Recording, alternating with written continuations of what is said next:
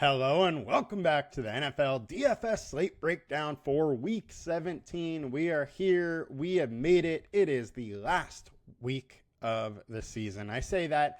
I know there's one more week, Week 18, but I personally do not play DFS, or at least GPPs that week, and thus we're really not going to have a show. There's not much reason to. There's just too much variance, and I don't like playing DFS that week. I like to know my edge a little bit before playing, and Week 18s, I just don't really know my edge. Now, we do have a nice slate on tap today. It is a bit different. It's smaller than what we've seen, and I think there's some pretty interesting angles here we can talk about.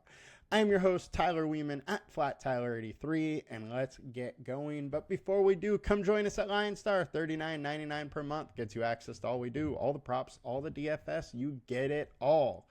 Still have playoff DFS to go, and then we also have basketball going. So let's get into it, and let's dive in now.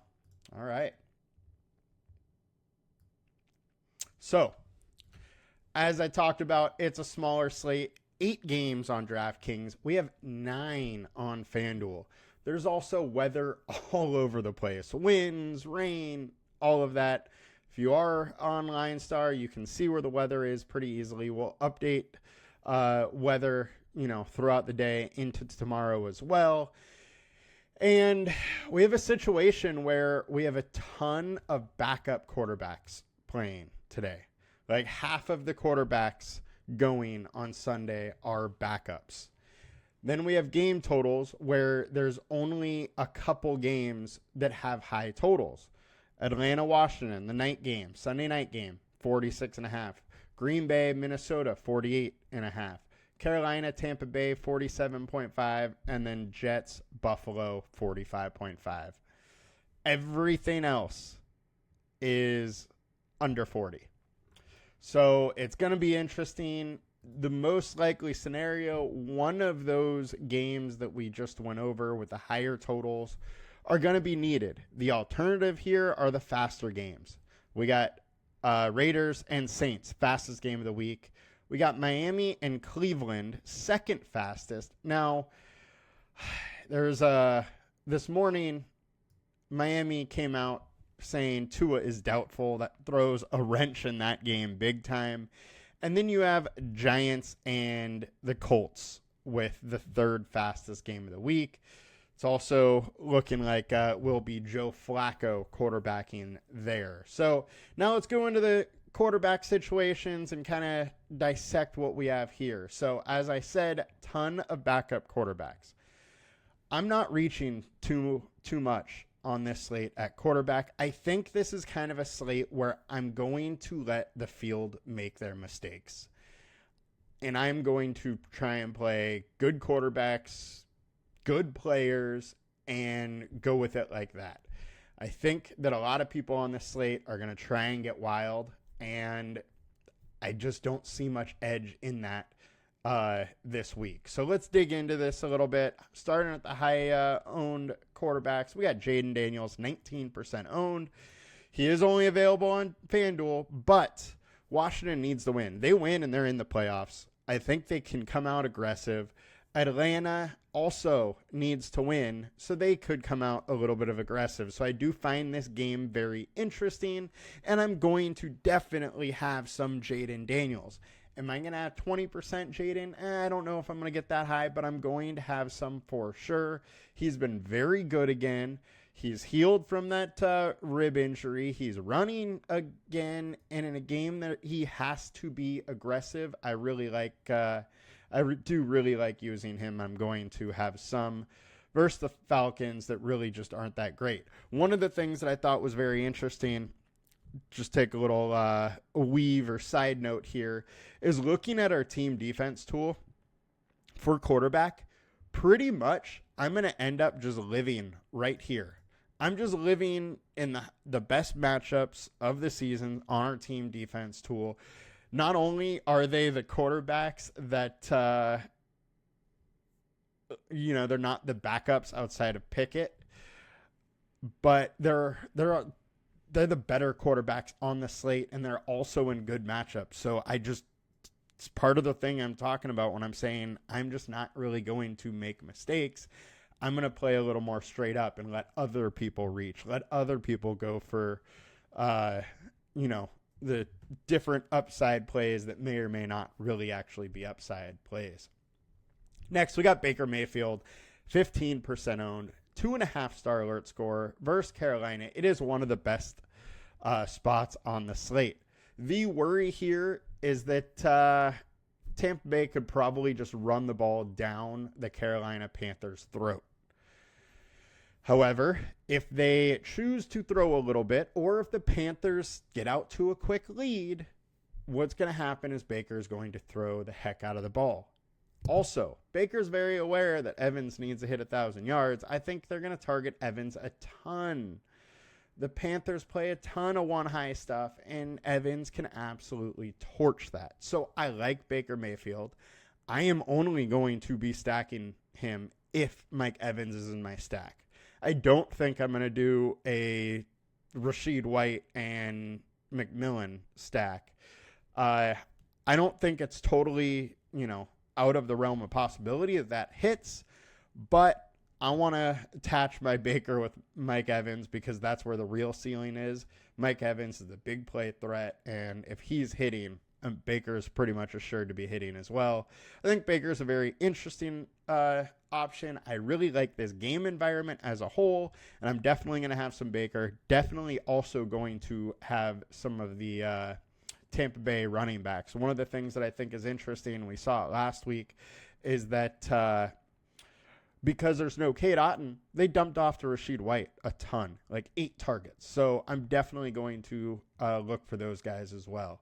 Next quarterback, Sam Darnold, 7,700, 14% owned versus Green Bay. Look, this is the most obvious game as far as game of the week, game to target. Last time it was 31-29 in Green Bay. This one's in Minnesota. It's in a dome, in a controlled environment.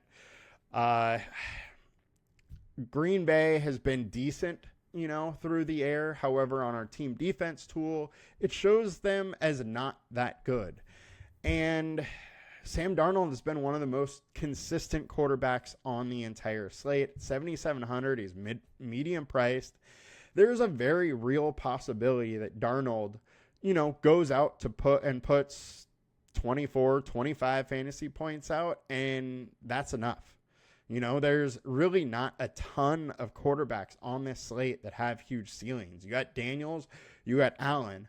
Outside of that, it's not real ceiling worthy. So, and Allen, I think, is in a very tough matchup for a ceiling. So I think 25, 26 could get you there, and Darnold is pretty much as good as anybody for chances to get around that kind of target score. So I'm definitely interested in Darnold. He obviously has great weapons, and it's in a game environment that we want to look at. Jordan Love on this other side of that also is one you need to be interested in. Situation here is Jordan Love hasn't had to do anything the last 6-8 games or so. Josh Jacobs just been carrying the load, but Minnesota run D is extremely tough. It is probably hard for Jordan Love to really get going. Now, Jordan Love is a solid quarterback. He can use his legs a little bit. He went for his best game of the season versus Minnesota earlier this season. And now he's in a spot where, not only do the Packers need to win, but it's also on the road, more likely that he's going to have to throw. This is one of the rare situations that I actually think he might drop back and pass the ball 36, 7, 8 plus times. And if that's the situation, you have a good quarterback throwing the ball a lot who has been very efficient. And, he's got a lot of weapons.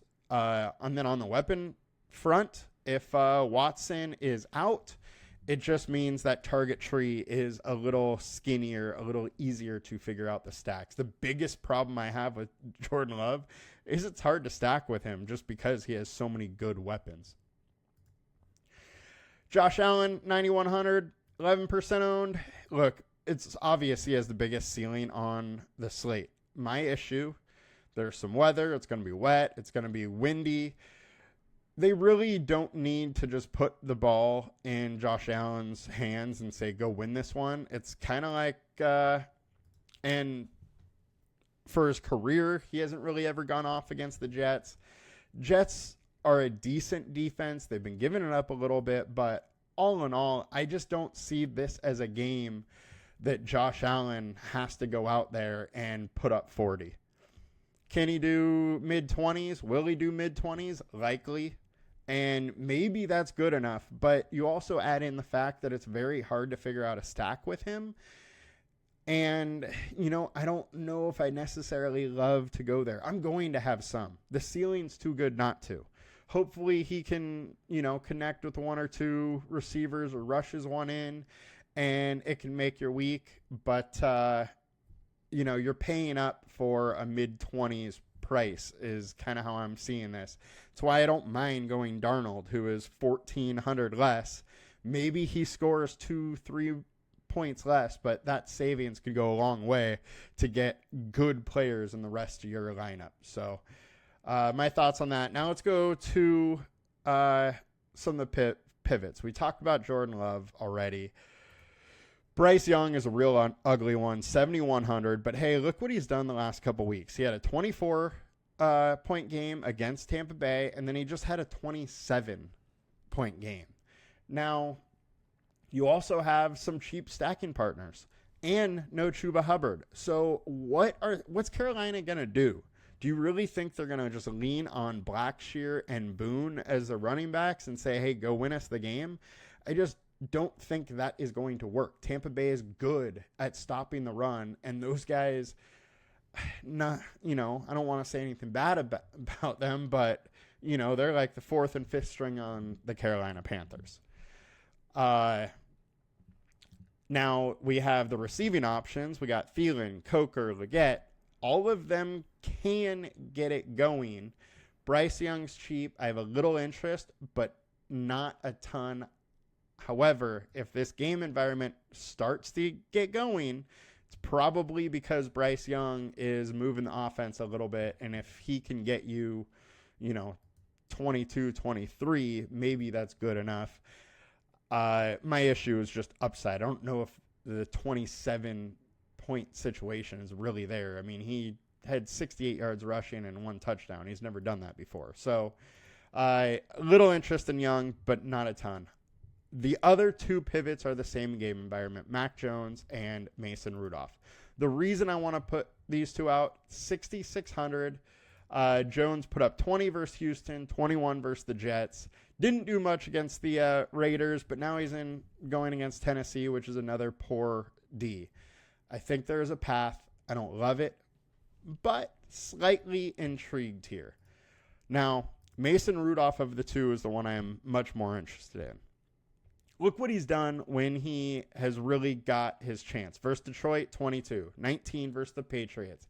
17 versus the Bengals. 17 versus the Colts. He can move the ball, and now he has the worst pass defense in the league that he's going against with the Jacksonville Jaguars. I think he is an interesting spot. You compare him with Okongwu, with Boyd, with Ridley, and Spears. Spears is going to be the lone back, and he's a good receiving back. So I think there's a lot of pass with Mason Rudolph that I don't mind taking at 6,700. If he's able to get you 22, 23, nobody else goes, 27 plus, it's starting to look pretty good. So I think there's a path, but I really don't love it. He can add you a couple points through the legs, but he's not going to really break one open. The other one that people are probably talking about is Kenny Pickett and Joe Flacco. I don't mind it. Pickett at least has a ton of weapons. I'm just not really going to go there. Flacco is a little interesting to me, but I think I'm going to just use some of his weapons instead of him. Giants, pass D has been solid. Very few quarterbacks have really got there. I could see his weapons getting it done, though. So I'm interested in some Flacco, just not going hard. Huntley and DTR I'm totally out on. Quarterbacks on DraftKings. High owned, Baker, Darnold, Allen. Talked about them all. Fine with all of them. 5,100 with Aiden O'Connell. I'm a little interested in that. I mean, we've seen him put up a 25 burger, and he has two very good stacking weapons, so I'm not, totally out on that. All right, running back. We got Jonathan Taylor, 26% owned, 8,400, 5-star alert score. I'm totally in on JT. I know it feels point chasey because he just went for this, huge score. But my thing is, earlier in the season, when he had his chances with Flacco, we saw the targets there. And I think the targets are going to be there. So it just raises his floor a ton, and the Giants aren't that great of a D on the run. So I'm interested in JT. I think he's one of the rare guys that really does have 25-plus point chances. Devon A-Chain, 25% owned. I'm out. I'm not touching Huntley against that Browns D, and I'm not touching Ford against the Dolphins on the other side. I just think this game is going to be absolutely awful. Both these quarterbacks are bad, and we saw the Dolphins without Tua earlier this season just being a total mess. Alexander Mattison, 5,700. There's another spot where, I just want good players in decent situations. Madison isn't a great player. He's not in a good situation. This Raiders team has struggled to run all year long, and he's going to get some of the rushing work. They should be able to rush all game long, but I just don't think there's any ceiling at 5,700. There's better spots to go, in my opinion. Bijan Robinson, 8,900 versus the Commanders. Commanders have been pretty stout versus the run. I don't love the spot versus them. However, I cannot deny the workload for Bijan is there. I'm fine with a little bit. I'm not going to go super heavy on Bijan. Josh Jacobs, he's another one. Their ceiling is obvious. It is there. But for him to get it in this game, I think it's going to have to come through the air, or he gets touchdowns from the 1-yard line due to a, offensive pass interference or something like that. Or defensive pass interference or something like that. I don't think there's likelihood of him breaking for, 106 or 127 yards and 2 touchdowns. I think that is extremely unlikely. I'm fine having a little Jacobs because I think he can still do it through the pass game, but it is not going to be a focal point for me. Saquon Barkley, 9,600 versus Dallas. This game with 2 backups and no CeeDee Lamb is going to be ugly. I think most likely how the Eagles win this is they run the heck out of the ball. They have Pickett throw a little bit, but they just let Saquon eat. They let Saquon eat. They let him try to go for that record and just keep feeding the man. I think Saquon's in a very, very interesting spot here. And we should have money to spend on him to be able to get him fairly easily. And he's going fairly cheap. Now, the Cowboys have been a very good run D lately, but Saquon is just another beast. They also were able to shut him down earlier in the season, but he only had 14 carries and they won 34-6. I don't think that game is in the realm of outcomes here. I think most likely it's a 21-7 Eagles win, something like that. But Barkley always can break one, so absolutely interested in him. Tajay Spears, Tony Pollard's out. Spears is almost a must start for me. Might be my highest owned running back this week. Our projections may not have updated for Pollard out yet, but I will make sure that happens shortly. Breece Hall, 7,900. One of the things that I really need to point out here, one, Bills haven't been great against running back all season long. Poor in the passing game, letting guys run for almost 100. Versus Jacksonville, he only played 44% of the snaps, I think it was. Last game, he was up to 70%. Beast workload. Breece is back, and he has 25-point plus upside, so I'm in on Breece. Bucky Irving. Irvin went absolutely nuts versus Carolina about a month ago, and I'm totally back here. I'm going to have a ton of Irving. I like him. I like White. I am definitely going to have a lot of those two guys. Other ones, Aaron Jones, 7,400 versus the Packers. I'm not really into that whole revenge narrative, but there is a revenge narrative thing here, and he did decent versus them earlier the year. This D can be beat, and they can beat through the air as well as on the ground. However, on the ground, they've been very stout recently, but giving it up through there, and Aaron Jones can beat you both ways. I think he's going to be able to get his. I think he gets over 100, total yards. Depends, does he get in the end zone or not? I would say there's a pretty solid chance he gets in the end zone. So a little interested in Aaron Jones, not going out of my way to get a ton of him. Rachaad White, I got to talk about him. I just want to point out the fact that he had 8 targets last week. No Cade Otton. I think targets going to be there again. That just gives him a ceiling. And if you're on DraftKings, it's a little bit more interesting because it's full point instead of half point PPR. Amir Abdullah does not go into my play good players category here, but I am slightly interested in a 5,600 Abdullah. He's been used a ton in the passing game. 6 targets versus Jacksonville, 7 versus Atlanta, 6 versus Denver. He's had several games where he's getting this kind of workload. He's pretty much the clear number 2 back right now, and he's going to be used. Saints are giving up 1.1 touchdowns per game to the running back.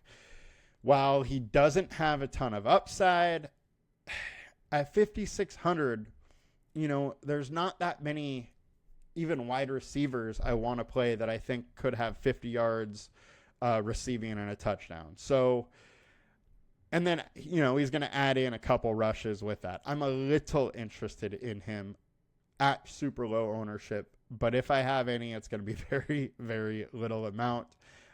Madison is just going to pop up so much more on everybody else's team, but if you look at who's outscoring who, Abdullah has still been outscoring Madison, so I would probably go with the upside big play threat than going Madison. All right, running back on DraftKings. Aaron Jones, Bucky Irving, Jonathan Taylor, Saquon Barkley, Josh Jacobs, your highest owned. We talked about them all. The one guy we didn't talk about, James Cook, 7,200. He's super expensive on FanDuel, so I'm not touching him on FanDuel. On DraftKings at 7,200, I'm a little interested. I think the likelihood is they're going to have to run the ball, the Bills are. Why risk Allen running the ball if they don't have to? And I don't think they're going to have to this game. Also, we've seen some real big games from Cook. He can definitely break a big one. My one issue with him is he's not getting that many touches.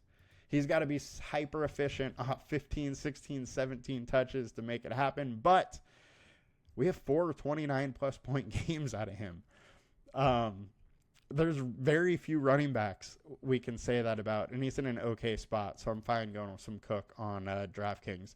On FanDuel, where he's like 9K, I'm out. Wide receiver, FanDuel, Brian Thomas Jr., 7,500. This is one of the game environments I like. BTJ has been extremely good, and he's getting a ton of targets. I'm fine going back here, going to have a decent amount. Jalen Coker, one of the things that I think is super interesting about Coker in this matchup is the fact he's actually been playing more snaps than Adam Thielen. So he's going to be out there. He's going to get a decent amount of snaps with or without Leggett playing.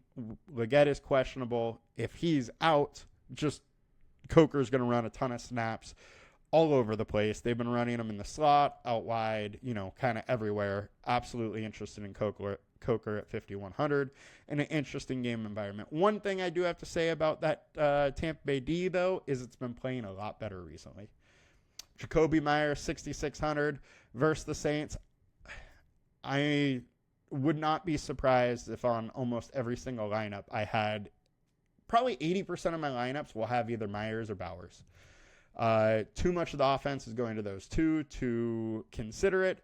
My issue with Myers is he hasn't been able to put together 100 yards and a touchdown.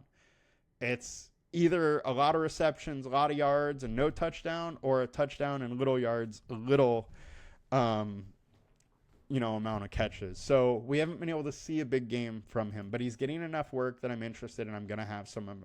However, I do like Bowers more than Myers. Calvin Ridley versus the worst secondary in the league. Sign me up. He also will get targets in this Mason Rudolph offense. Adam Thielen, I think, is going a little over-owned with how many snaps he's playing, but we've seen him get 10, 11, 12 targets, and Carolina Panthers might need to throw more. So I think all the Panthers receivers are a little interesting. Justin Jefferson, I'm probably going to have a lot of them. Got to spend your money somewhere. He has huge upside. The one issue is it's been a while since we've really seen it versus Green Bay. 2022 went nuts. 2021 went nuts. But it's been a couple years. At least the two games that he went nuts with were at home, and this one is at home also. He did decent versus them earlier in the season. I'm fine with some Jefferson. Going to get to some. Garrett Wilson. I wish he never said anything to Aaron Rodgers because he was having a very solid season with him. And then since that has just been barely looked at. I don't love Wilson in this spot, but I'm fine getting a little bit. He's too good of a receiver not to consider. Drake London, maybe a little bit, but I'm not going to go hard on London. He just hasn't been getting the volume, and he really, really needs volume. Leggett, if he plays, I'm interested in. Pivot-wise, Devonta Smith, 7,200. One of the things that I thought was really interesting with Pickett is he just locked on to Smith and A.J. Brown and threw everything to those guys. If they're in a situation where they're throwing, we know where the targets are going. So I like either of these, Smith or A.J. Brown. If one gets in the end zone, there's a decent likelihood they could be optimal. So interested in both. Mike Evans, 8,600. I am going to have a ton of him. He's one of my favorite plays on the slate. Carolina Panthers D is not good. He can absolutely beat them. Went for 8 for 118 and a tutty last time. Last year he had a big game. The year before he had a big game versus them. He can absolutely smoke these guys, and I'm interested. They're also missing a key corner, which just helps Evans even more. Terry McLaurin, 7,900. He doesn't have the same ceiling as some of the other 8K guys, but he has gotten there quite a few times. He's looked at a ton in the end zone. He has 12 touchdowns. He's by far Daniel's favorite receiving option. If I'm stacking Daniels, McLaurin is a great option to go with it. I'm fine with a little bit. Not going to go super heavy on him. If he doesn't get there, Daniels probably isn't either. Josh Downs, 6,100. It's Flacco. You got the Flacco effect. Targets are going to be there. Yards are likely to be there. It's just, does he get over 100 and a touchdown? There's a very good opportunity, and I'm going to have a ton of Josh Downs. A.J. Brown, I'll have a ton of. Malik Neighbors has been getting targeted an insane amount lately. But it's Drew Lock. I'm fine with the little Neighbors, but I'm not going to go super hard. Jalen McMillan. No Cade Otton, and he's had 7, 6, and 7 targets over his last 3 games. No Cade Otton. I think those 7 targets are coming back. Very interested in him. And then Michael Pittman Jr. I mean, this guy, he was the unquestioned number 1 wide receiver coming into this season. And then you had Anthony Richardson just not being able to throw a short or medium distant route. So that's where Pittman lives. Now Flacco's there. Flacco can do that. I think Pittman at 5,900 is a value in against the Giants here. All right, let's go to wide receiver on DraftKings. BTJ, McMillan, Justin Jefferson, Towns 4,800 on DraftKings is an absolute steal. I'd be playing a ton of him. Jacoby Myers, we talked about everybody here. Khalil Shakir is the only one we didn't. 5,600. I'm fine to sprinkle some in of him, but I probably wouldn't go hard. I just have a hard time trusting Allen to go to any receiver. Tight end, FanDuel. We got Jonnu Smith, 13% owned. He is the highest owned tight end, and I'm out. It's Huntley, so I'm not going there. I'm probably not going to play any of them. Absolutely fine playing Hawkinson. Probably get a lot of Hawkinson, and then Brock Bowers I'm going to get a ton of. Outside of that, I'll have maybe Zach Ertz with some Daniel Stacks, maybe some Chigakonkwu, and then Brenton Strange. He's 5,100, and he was the chalk last week. Everybody wanted him. He fumbled, didn't play as much as he generally does, and posted a bad score. Now nobody's talking about him. Now he's in a decent matchup here versus the Titans, one which they can win, they can pass, and nobody wants to play him. So I don't mind going back to that failed chalk of last week and hope that bounces back a little bit. Tight end on DraftKings, Brock Bowers, Hawkinson, 2 highest owned. That's exactly where I would be. Those are my 2 favorite, but I'm fine with Strange, Okongwu, Calcaterra if you want your Pickett, or even Durham at 2,900 with your Mayfield stacks is a little interesting. He had 7 targets last week, so targets are going to be there. If he can get a touchdown at 2,900, then you're pretty happy. And wrapping it up on defense, our high-owned D, we got Bills, Eagles, and Vikings. I don't mind going some Vikings here, but I don't love the spot. I think I actually prefer the Packers D over the Vikings, even though the Vikings are a little bit better of a defense. They're just, I think they can throw some wrinkles in that could confuse Darnold a little bit. But Bills D, I'm fine with. Don't love it, though. Eagles are going to bring the house against Dallas, and no CeeDee Lamb. I think Dallas is going to really, really struggle to move the ball. Browns, super interesting, cheap versus Tyler Huntley. You can also go to the other side, Dolphins versus DTR. I think Tampa Bay actually has some interest. And